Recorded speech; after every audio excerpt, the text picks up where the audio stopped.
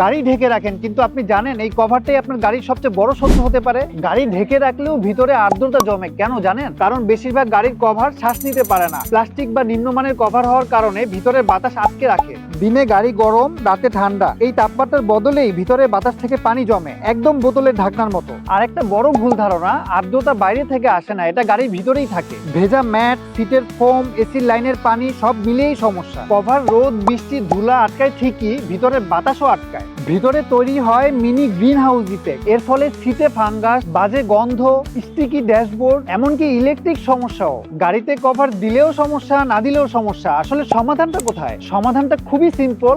গাড়ির কভারের জন্য বাতাস পাস হতে পারে এরকম কভার ব্যবহার করুন। গাড়ি ঢাকার আগে ভিতরে শুকিয়ে নিন। সপ্তাহে 1-2 দিন কভার খুলে ভিতরে হাওয়া ঢুকতে দিন। ময়েশ্চার অ্যাবজর্বার রাখুন। ছোট জিনিসে কিন্তু অনেক বড় উপকার পাওয়া যায়। মনে রাখবেন, গাড়ি ঢেকে রাখা মানে কিন্তু সুরক্ষা না, ভুলভাবে ঢাকলে ক্ষতিও হতে পারে। আর ভুলে গেলে চলবে না, মেট্রো শাইন মানে লাইফ শাইন। আর ভিডিওটা শেয়ার করতেও ভুলবেন না।